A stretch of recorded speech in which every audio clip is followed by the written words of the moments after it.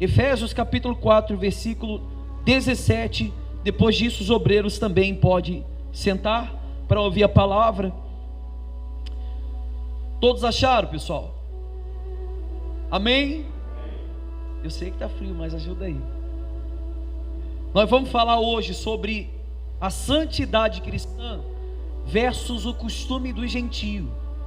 A gente sempre fala, quase todo culto a gente fala que na igreja existe um costume, existe um culto voltado para Deus. Deus já proporcionou uma maneira, um jeito, um costume do cristão sair da sua casa, chegar até os átrios dele e oferecer um culto sadio, um culto oferecido a Ele. Apresentei-vos o vosso corpo como vosso culto racional, um culto verdadeiro, um culto sincero, um culto voltado para Ele. E a gente sempre fala, muitas das vezes nós temos que se arrepender do nosso arrependimento, que muitas das vezes foi muito emotivo, foi momentâneo, foi algo que foi do momento. Choramos, levantamos as nossas mãos, buscamos a Deus, choramos por um pecado que nós cometemos durante a semana, mas isso é só no domingo. Durante a semana a gente faz a mesma coisa. Então nós temos que se arrepender do nosso arrependimento, que foi tão artificial, que foi tão fictício, tão momentâneo, tão ralo, que Deus olha assim: amanhã vai fazer tudo de novo, amanhã vai praticar as mesmas obras. Por isso que Paulo, quando ele vai pregar para os Efésios, ele fala: vocês têm que cuidar com os costumes do gentio, porque os gentios tinham esses costumes de achar que Deus conhece o coração, então Ele vai nos querer assim. Como muita gente fala assim: olha, como está escrito na palavra de Deus, do jeito que você está, você tem que vir para Ele. Fato, você tem que vir para Ele da maneira que você está, mas quando chegar a Ele, tem que ter um arrependimento, né? Tem que ter, porque se você hoje, me perdoa pela minha sinceridade, se você hoje saísse do mundo e viesse para a igreja e continuaria a mesma pessoa do passado, meu amigo, se hoje você tem vergonha do que você era lá no passado, imagina você continuar praticando as mesmas obras hoje dentro da igreja. Seria vergonhoso, não seria? Se já assim a gente lutando contra a nossa vontade, contra a nossa carne, contra o nosso desejo, já o povo fala, já aponta o dedo, imagina sermos as mesmas pessoas do passado.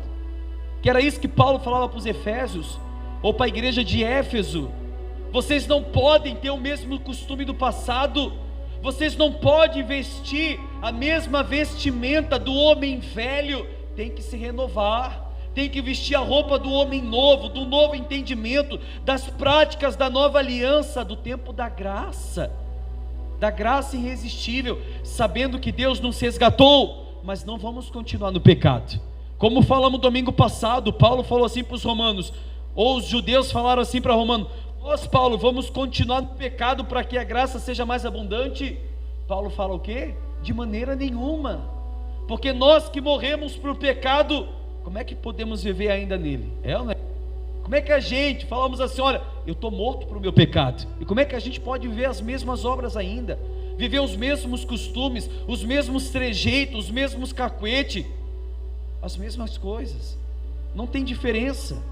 Por isso que Paulo bateu na tecla lá em Efésios capítulo 4, versículo 17, ele fala assim, preste atenção por favor, para você não perder o fio da espada, que é a palavra de Deus.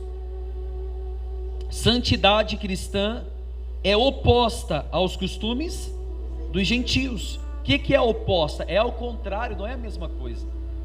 Só pelo título eu poderia fazer uma pregação. A santidade cristã é oposta aos costumes dos gentios.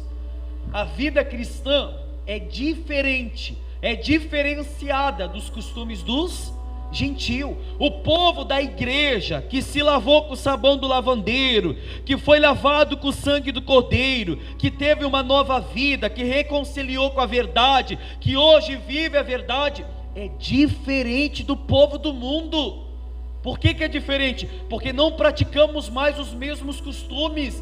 Hoje somos diferentes. Se eu mentia, hoje eu não minto mais. É isso que Paulo falava para os Efésios. Se eu roubava, hoje nós não roubamos mais. Ele fala para eles: vocês roubavam antes, agora não pode roubar mais. Vocês mentiam antes, agora não pode mais mentir. Vocês são novas criaturas em Cristo Jesus. Foi para isso que Ele resgatou. Não para que o velho homem ainda subsista dentro de vocês, mas que o velho homem morra, para que o Espírito Santo crie vida dentro da gente. A vida santificada dos cristãos, a vida de piedade, a vida de reconciliação, porque a Bíblia mesmo fala que sem santidade ninguém verá Deus. Se você não se santificar contra o seu pecado, contra a sua carne, é impossível que você veja Deus. Uma pessoa que ela vive na carne, ela pode ver Deus? Hein, pessoal? Mas a grande maioria vive na carne. A grande maioria vive os deleites da sua carne, os desejos próprios do coração, a concupiscência do engano. A grande maioria vive isso, ouvindo a voz do coração, ouvindo a voz da emoção, ouvindo a voz do sentimento. O Espírito Santo não é apenas você sentir um arrepio. Isso não é Espírito Santo. O que é a evidência do Espírito Santo? Um novo homem, uma nova mulher. Pastor, eu tenho o Espírito Santo, estava no culto, eu sentia, eu chorava. Não, isso aí não é Espírito Santo, me perdoa, isso é emoção. Espírito Santo, quando ele habita dentro de uma pessoa, as evidências de garantia de vida dela é outra. A pessoa consegue ver no rosto dela a essência do Espírito Santo. É como eu preguei hoje nas minhas redes sociais. Ninguém quer saber do que você prega, eles querem saber do que você vive, é ou não é? Ninguém quer saber se você prega a palavra bonito, se você fala bonito, se você fala de Cristo. Mas muitos vão apontar o dedo e falar assim: olha, peraí, ele está pregando mas não vive. Que cristão que é esse? É ou não é? É uma pessoa que prega algo que não vive. Ninguém dá crédito. As pessoas querem ver exemplo. As pessoas querem ver realmente o Cristo que você prega. As pessoas querem ver você andando como Cristo andou. As pessoas querem ver você falando como Cristo falou. As pessoas querem ver você vivendo como Cristo viveu. Amai-vos uns aos outros como eu vos amei.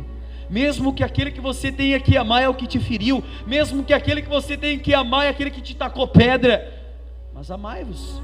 Que galardão eu teria de amar os meus amigos ou aqueles que me amam? Nem o galardão.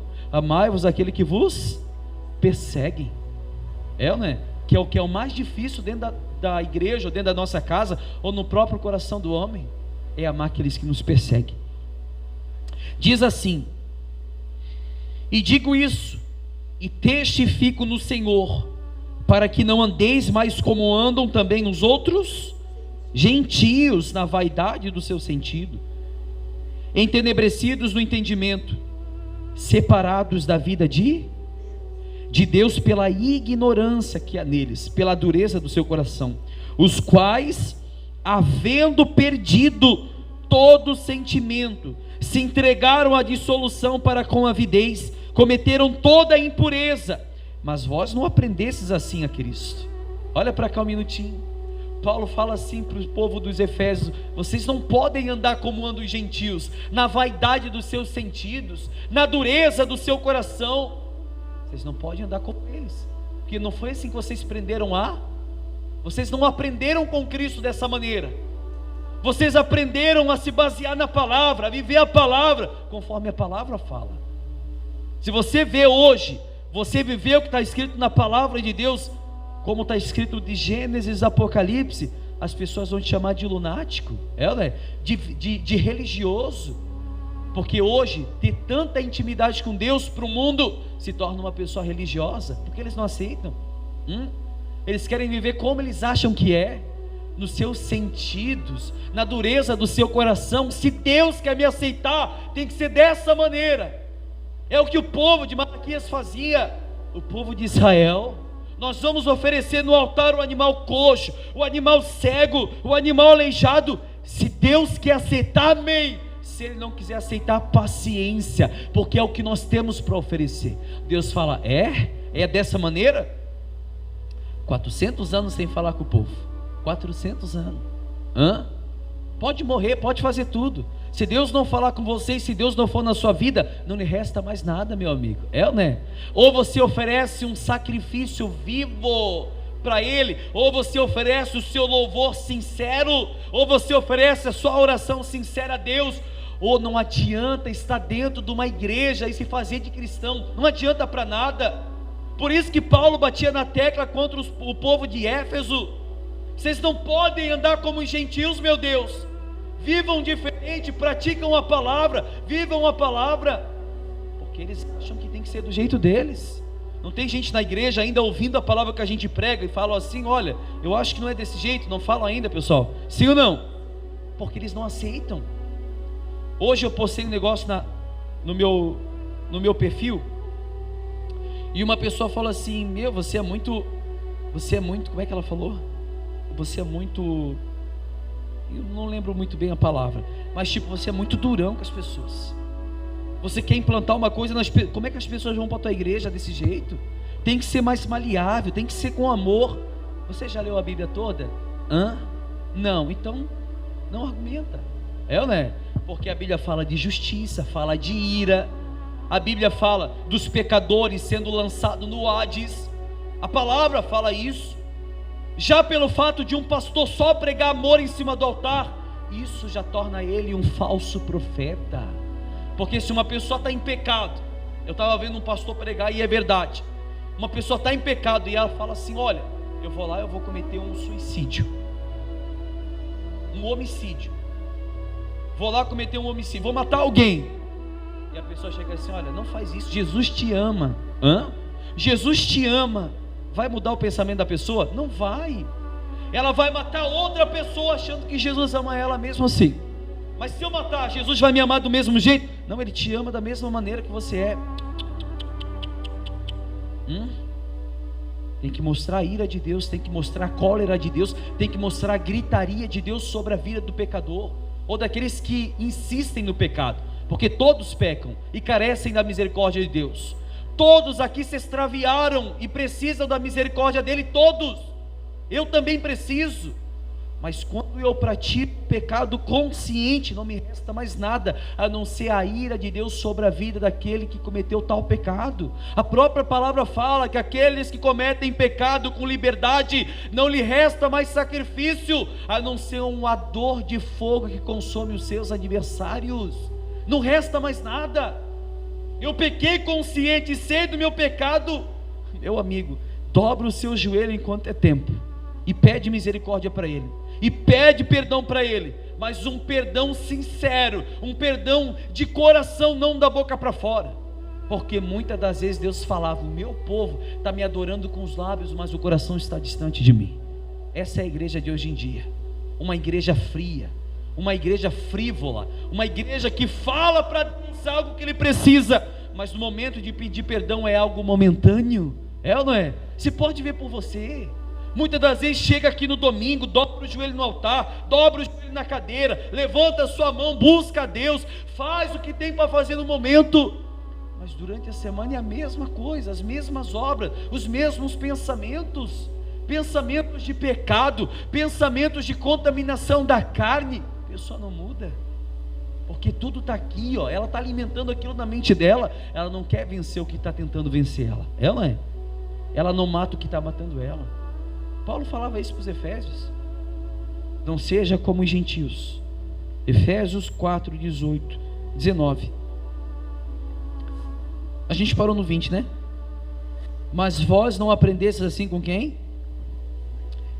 Com quem? Se é que olha só o que ele fala, Efésios 4, 21.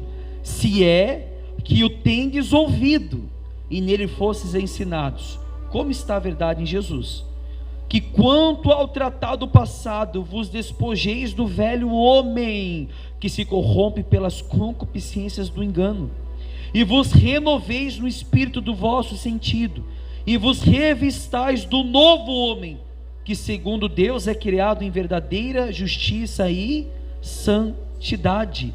O novo homem é revestido por justiça, verdadeiramente, ou verdadeira justiça e santidade. Justiça, santidade. Ele conhece o juízo de Deus, Ele aprendeu a temer a Deus e dar-lhe glória.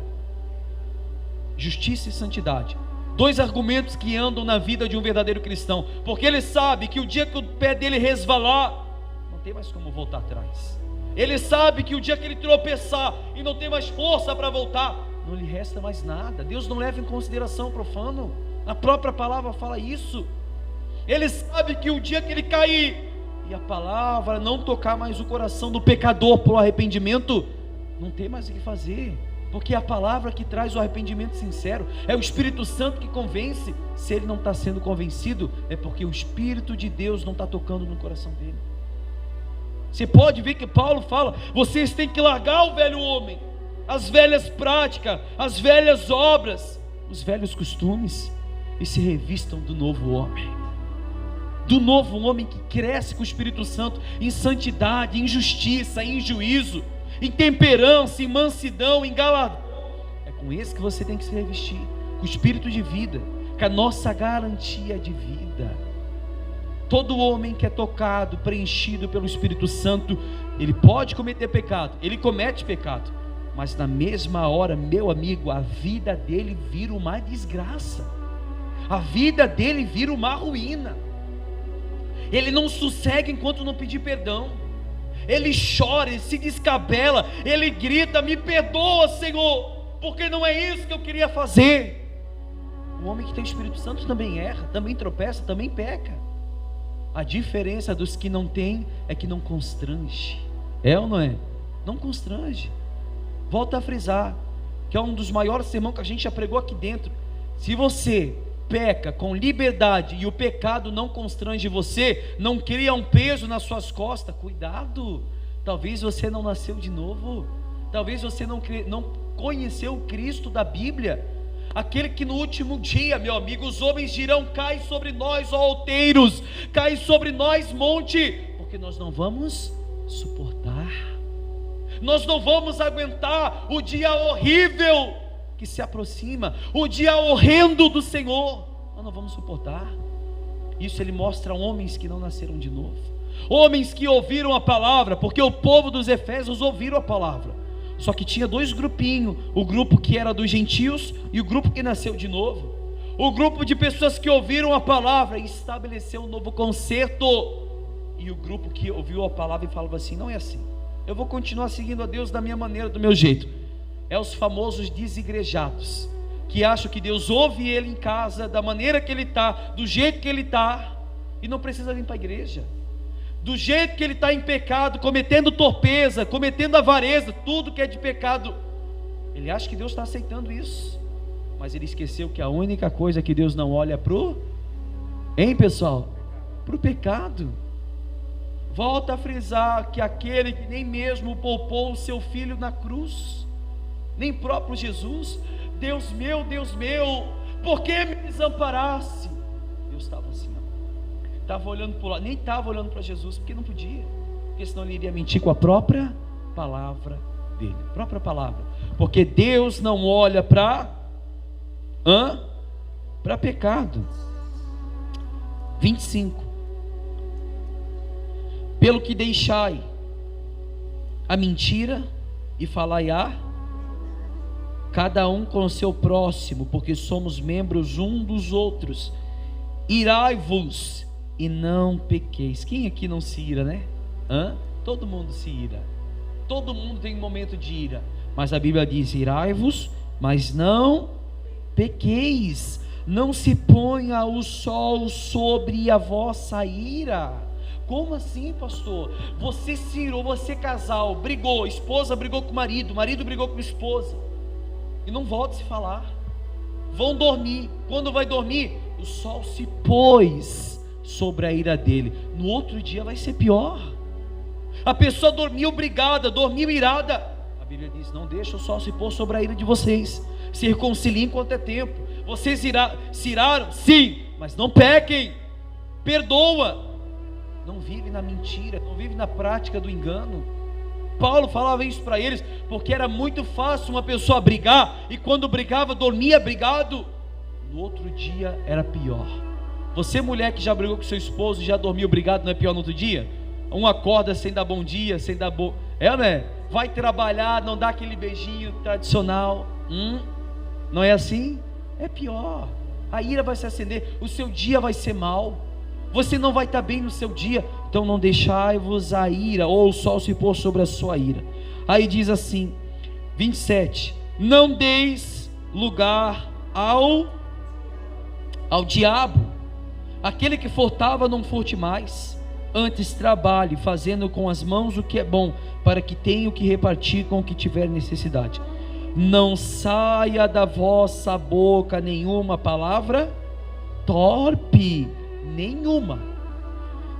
29 de novo, não saia da vossa boca nenhuma palavra. O que é a palavra torpe? É o que? Palavrão, palavra de baixo escalão, xingamentos. Se ele está falando que não deve sair nenhuma palavra torpe da nossa boca, é porque podemos ser condenados por isso. Nós já não falamos aqui que toda palavra ociosa, quase todo culto a gente fala isso, toda palavra ociosa que sai da nossa boca, nós vamos ter que dar conta no último dia. Palavras torpes, palavrões, xingamentos, dizer, amaldiçoar dentro de casa, amaldiçoar no serviço, amaldiçoar no... Vamos ser culpados por isso. Eu também não posso ver um cristão que xinga, né? Porque a própria palavra fala que a boca fala do que o coração está cheio, do que há em abundância no coração. Se você gosta de xingar, se você gosta de chamar palavrão, qualquer um, isso está dentro de você. Talvez não na frente dos membros, que seria uma vergonha, né? Mas talvez lá fora, amigos, família, talvez dentro de casa. Talvez o marido xinga a esposa xinga o marido, a esposa xinga o filho xinga o pai xinga a mãe, ou seja, todo mundo se xinga, né? Vai ser julgado, vai ser culpado. Não pode sair nenhuma palavra torpe da nossa boca, somente, mas só a que for boa para promover a edificação, para que dê graça aos que a ouvem. Somente palavras de edificação. O marido xingou, abençoado, né? Acho que eu mando um monte de mensagem para abençoado, não fala assim? Abençoado, abençoada. Mas na hora que está com vontade de tacar a colher na cabeça, mas abençoa. A Bíblia diz que pelas palavras nós vamos ser condenados e por elas justificados. Nós vamos ser condenados pelo que sai da nossa boca e também justificado. A Bíblia mesmo fala que através da palavra a vida e há o que? A morte. Pelo poder da língua, e nós vamos comer do seu fruto através da palavra. O marido não se converte, pastor, é bêbado. Eu chego lá, ele bebe, é um bêbado. Eu falo para ele, seu bêbado lá, vai se livrar como? Se da boca está procedendo maldição, você não serve para nada. A mãe olha para o filho, você é um moleque, você não vai bem na escola, no estudo, você é um rebelde. Como é que a criança vai desenvolver se a própria mãe e o próprio pai está praguejando? E não tem força maior do que as palavras que procedem da boca de um pai e de uma mãe. Não existe. Né? Se a própria palavra fala em Lamentações capítulo 5, 7, nossos pais pecaram e já não existe mais, e nós levamos as suas maldades, as suas culpas. Agora imagina pela palavra. O pai peca, o filho paga. Biblicamente falando é o que está escrito. O pai cometeu pecado, o filho vai pagar também. Agora, as palavras que saem da boca de maldição de um pai e de uma mãe, para amaldiçoar um filho, para amaldiçoar uma filha, para amaldiçoar o marido, não vai se converter. Começa a mudar o seu vocabulário hoje, para ver se não vai começar a criar frutos. Pode demorar. Imagina o marido enraivado. Calma, abençoado. Calma, minha bênção. Não chama ele de cavalo de Faraó, não. Aí vai ficar furioso, né? Mas tem gente que é assim. Cavalo da carruagem de Faraó. Seu filho de Nabucodonosor, né? Vai xingar o camarada, mas não. Tem que proceder palavras boas da nossa boca. Amém? 30, Efésios 4:30, diz assim, que é principal das partes, que é o que talvez amargura, a alma da pessoa tá cheia de amargura, é quando ela não cumpre esse versículo 30 que diz assim: e não entristeçais o Espírito Santo de Deus, no qual estáis selado para o dia da redenção. O que é redenção? Redenção significa a salvação por intermédio de Cristo Jesus. O Espírito Santo sela o homem para ser salvo por Cristo Jesus. Não entristeçais o Espírito Santo. Como que eu entristeço ele? Alguém sabe? Pelas minhas obras, pelos meus erros, pelos meus pecados, porque todo pecado que eu cometo na carne, eu estou pecando contra o Espírito Santo, contra a própria casa de Deus. Olhos altivos, soberba, os olhos que contaminam, estou entristecendo o Espírito Santo. A própria palavra fala isso, ao qual estáis selado para o último dia. O último dia seremos julgados ou seremos salvos, depende pelo que a gente tem alimentado da nossa caminhada de fé.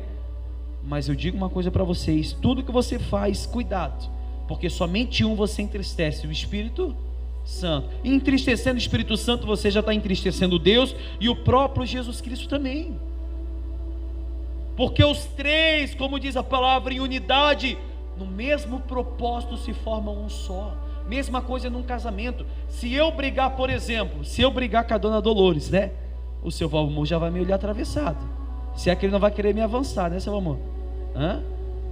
Se eu brigar com a esposa de uma, ele já não vai gostar, ele vai querer defender, talvez por mais que a esposa está errada, mas ele não vai aceitar, é a esposa dele. O Espírito Santo é a mesma coisa. O Espírito Santo, você entristecendo ele, o próprio Deus não vai gostar, o próprio Filho, o próprio Cristo não vai gostar, porque você está entristecendo aquele que habita dentro da gente. É o Espírito Santo que habita. Amém? A Bíblia diz que Jesus falou assim: olha, eu vou junto do Pai, mas eu não vou deixar vocês órfãos não. Eu vou preparar lugar, mas eu não vou deixar vocês órfãos. Eu vou deixar o Espírito Santo, aquele que vai convencer da justiça, do juízo e do pecado. Pastor, é Jesus que habita dentro da gente? A Bíblia diz que é o Espírito Santo. Pastor, é Deus que habita dentro da gente? A Bíblia diz que é o Espírito Santo. Mas é o mesmo propósito. O Espírito Santo habitando dentro da gente, a gente tem o reino dos céus sobre a gente. Amém? Se o Espírito Santo habita dentro da gente, porque é Ele que dá o saber e o conhecimento da palavra da verdade, é o Espírito Santo. Por isso que Pedro falou assim: Senhor, por que o Senhor fala em parábolas? Porque somente aquele que é dado o Espírito Santo consegue discernir todas as coisas. Por isso que tem gente que vai ler a Bíblia e não entende. Por isso que tem gente que quando vai ler um texto não consegue entender, porque não tem o Espírito Santo. A Bíblia mesmo fala isso. Jesus mesmo precisava do Espírito Santo para discernir o caminho do Pai. É ou não é? Pode ver que no primeiro dia de ministério de Jesus, quando ele vai ao encontro de João Batista, a Bíblia diz que ele é batizado e logo de imediato ele é o quê? Ele é batizado com o Espírito Santo. Depois do batismo das águas, ele recebeu o Espírito Santo para discernir todas as coisas. Felipe, quem vê a mim vê o Pai. Quanto tempo eu estou contigo, Felipe? Porque quem está vendo a mim, está vendo o Pai. Por que está vendo o Pai? Porque Jesus pregava a palavra do Pai. Jesus vivia como Pai. Jesus falava como Pai. Jesus pregava como Pai. A palavra, como diz em João capítulo 1, o verbo se fez carne. A palavra do Deus Altíssimo penetrou dentro de Cristo, para que hoje a gente, através do Espírito Santo, conhecesse a verdade, pelo Espírito de vida. Porque não aquele que não tem o Espírito Santo consegue compreender as coisas do céu, porque é da terra. O homem natural não compreende as coisas de Deus, porque ele é natural. A Bíblia fala isso. Mas o homem espiritual consegue discernir e muito bem todas as coisas. Quando você não consegue compreender, você é uma pessoa natural e o Espírito Santo não habita. Quando você consegue compreender, a Bíblia mesmo fala que o Espírito Santo habita, porque é Ele que faz você discernir todas as coisas. Amém? Paramos aonde? 31. Vocês estão entendendo, pessoal? Deixa eu ver mesmo que tá. É o frio não, né? aqui em cima não está frio, aqui está bem quentinho. Toda amargura, e ira, e cólera, e gritaria, e blasfêmias, e toda malícia seja tirada de entre vós. Antes, sede um para com os outros benignos, misericordiosos, perdoando-vos uns aos outros, como também Deus vos perdoou em Cristo Jesus. Amém? E como eu sempre falo, quem é que pede perdão para Deus? Todo mundo pede, né? Mas às vezes a pessoa não perdoa. Deus não vai perdoar. Se eu peço perdão para Deus e eu não perdoo o meu próximo, Deus não está me perdoando. Se você tem, a Bíblia mesmo fala, quando fores colocar uma oferta no altar e lembrares que tem algo contra o teu irmão, vai, deixa a oferta no altar e reconcilia-te com ele, reconcilia-te depressa, antes que te entregue ao meirinho, antes que te entregue ao tribunal. Fazendo isso, volte e ofereça a tua oferta ao Senhor, e aí Ele terá agrado de ti. Até uma oferta que você coloca no altar, se você está em contenda com o seu irmão, Deus não aceita. A própria palavra fala sobre isso, e não é apenas oferta de dinheiro, é oferta de oração, é oferta de jejum, é de libação, é o nosso culto racional. Quando vamos apresentar a Deus naquele momento, Ele não aceita. A própria palavra fala isso. Eu tiver algo contra o meu irmão, esqueça. Primeiro pede perdão para ele, depois ofereça um culto para Deus sadio. Por isso que eu falo, muitas das vezes temos que se arrepender do nosso arrependimento, que foi tão fictício, foi tão sombrio, foi tão ralo, uma coisa que existiu de momento. É como você, esposa, falar para o seu marido que a ama ele, ou o marido falar para a esposa que o ama, mas não demonstra. É ou não é? As obras não mostram. Tem muitos maridos que não precisam falar para a esposa que ama, ele demonstra com as suas obras. É ou não é? Não é assim? Não tem muita esposa que fala assim: pô, você fala toda a vida que me ama, mas não muda? Não tem gente assim? Não ama coisa nenhuma. Aquele que ama demonstra. Você ama Deus, então demonstra para Ele. Não fica apenas com falácia, não fica apenas falando da boca para fora. Ele quer ver atitude. Por isso que Tiago fala que assim como um corpo sem espírito é morto, assim a fé sem obras também é morta. Precisa de obras. Eu preciso fazer para mostrar para Ele, através do meu coração, da sinceridade dEle. Mas tenho que me lembrar que não é isso que vai tornar eu uma pessoa salva. O salvo se comporta dessa maneira, mas aqueles que não são salvos vão tentar criar algo de momento, mas não permanece naquilo que o próprio Deus mandou permanecer. É ou não é? Porque o que grita dentro dele é o que gritava dentro dos gentios: vaidade do seu sentido, entenebrecidos estão nos seus sentidos, imprepotentes, soberbos, orgulhosos, amantes de si mesmo, faziam com que o seu coração falava e não praticavam com que a palavra falava para praticar. Para a gente encerrar, Colossenses 2:20. Pula para frente 2 livros, depois de Efésios em Filipenses, aí depois vem Colossenses. Para frente 2 livros, a gente já vai encerrar. Se pois estáis mortos com Cristo, quanto ao rudimento da onde?